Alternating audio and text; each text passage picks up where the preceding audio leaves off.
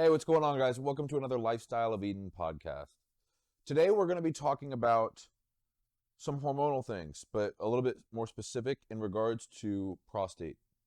However, we're going to be putting this, as an umbrella under prostate issues, lung issues, skin issues, and breast issues, right? So you can have, prostate cancer, lung cancer, skin cancer, breast cancer, or just issues with all of them, or just a high prostate, whatever it is, right? But all of this is going to stem under estrogen issues, estrogen dominance. You might be getting gyno. Breast issues is for male and female, right? So you could be getting gyno or whatever it is. So if you're listening to this and you know somebody that's having any of these issues, feel free to share it. This is a very common issue that not many people know how to fix up. In fact, I wish I did the first 27 years of my life. I'm 30 now, and so I dealt with estrogen issues ever since I went through puberty. At like 14 years old, I remember being in like 8th grade, and I was having serious gyno issues. I'm like 14 years old.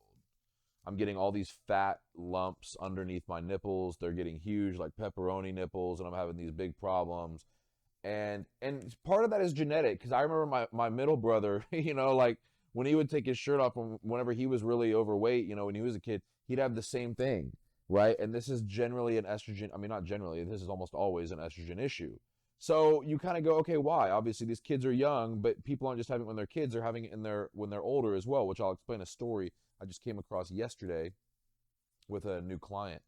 But when it comes to prostate issues, I actually have some clients that are dealing with this. They come and they have scary high prostates, right? Like 4.0, 6.0. You start getting into that, that's a very cancerous level. Like that's actually where people are at when they have prostate cancer. Doesn't mean you have it if that's where your levels are at, but that is the levels where people are at whom have cancer. So it's very alarming. Like, having below 1 is like the greatest thing ever. So you have to understand what are the roots of these things? And the roots of them is very simple. Estrogen. That's the root. The question goes, okay, number one, how is that taking place? Why am I having a problem with estrogen? Number two, what do we do about it? Well, here's the thing, is that estrogen, like many things, is metabolized and filtered out of your body through what? The liver. So you have type 1 and type 2 liver detoxification. Type 1 detoxification takes these different toxins or these different things that need to be metabolized and kicked out of your body, and it packages them up. Then type 2 liver detoxification takes those packages and brings them out of the body. Here's the problem. People that have these issues, if they get a GI map done, they are going to have high beta-glucuronidase. Beta-glucuronidase is an enzyme that is produced from an imbalance in gut bacteria. You have an imbalance in your gut bacteria, it produces this enzyme called beta-glucuronidase, and beta-glucuronidase then inhibits or messes with or hinders type 2 liver detoxification. So your body packages up this stuff, toxins, estrogen, all these different things, right?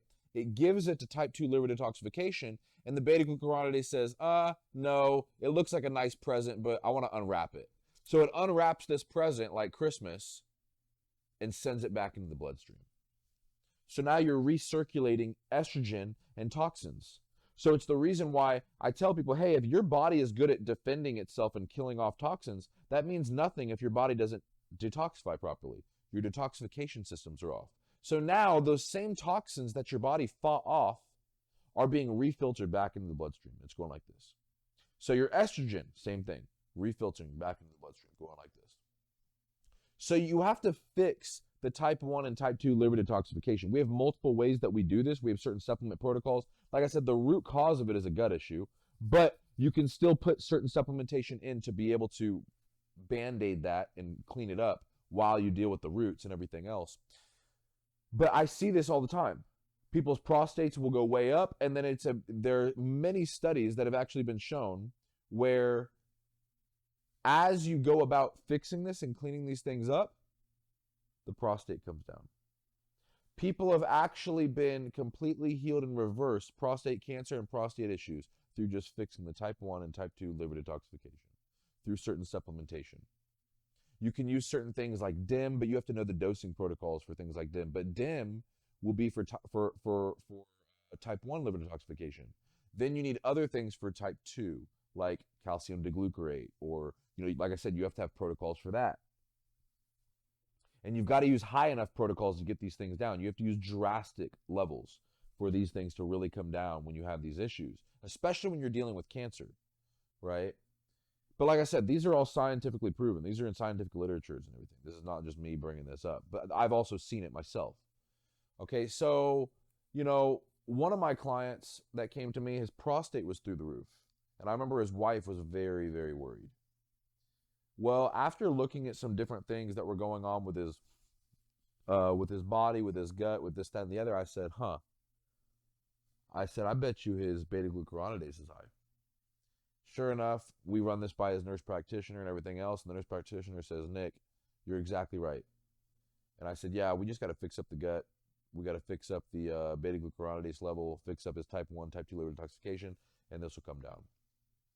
But I had a guy that came to me, and this individual told me, he said, hey, Nick, I'm only taking like 200 milligrams of testosterone a week, which is what I take, right? I get that from prescription, 200 milligrams a week. That's not a high level. That's just to get you to have normal testosterone levels between 900 and 1100 as a man. So he tells me, he goes, I'm taking 200 milligrams testosterone a week.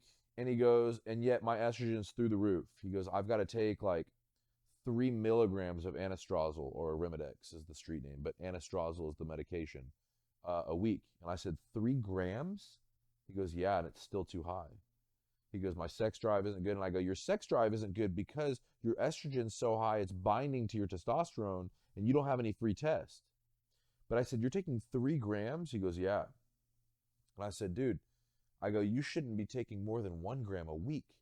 I go, a lot of people will say take a quarter of a gram a week, or of 1 milligram a week. I'm sorry, 1 milligram of anastrozole. You should be taking maybe a quarter of a tab twice a week. Taking 3 whole pills a week? Oh my gosh, those 3 pills should be lasting you over 3 weeks. So he's taking 3 milligrams, right, of this, and I tell him, I go, that's way too high, bro. It's way too high. And I said, there's an issue here. If that's not even lowering your estrogen, there's an issue. So sure enough, I start showing him certain things with the GI map, and we point to beta-glucuronidase. And I said, you're having estrogen issues because your beta-glucuronidase is high. Which shows me what? You have a gut issue. Gut dysbiosis, SIBO, H. pylori, whatever it may be. Nevertheless, you have a gut issue that's putting off this enzyme, beta-glucuronidase, and it's hindering your type 2 liver detoxification. And so it's causing your body that's packaging up estrogen. When it gets to type 2, your body says, oh, that looks like a cool gift. Let me open it up. It opens it up, sends it back into the bloodstream. So you're just refiltering estrogen like this. Your sex drive isn't up. Your libido, it's totally off. Not only is it off, even when it is up, you don't last longer than 30 seconds. And even afterwards, you can't go again. You have no healthy sex drive. You have no free testosterone in your body. But like I said, this has to do with prostate issues, lung issues, skin issues, and breast issues, in male or female. But it's an estrogen dominance thing stemming from a beta-glucuronidase problem in the type 2 liver detoxification, which stems, remember, as we said, it's an enzyme that's created from a dysbiotic gut or from an imbalanced gut microbiome. You have to fix the root. You've got to fix the gut. But in the meantime, you've got to give the liver certain supplementation and protocols to be able to metabolize these things to bring these levels down. Once you do these things, these issues will dissipate.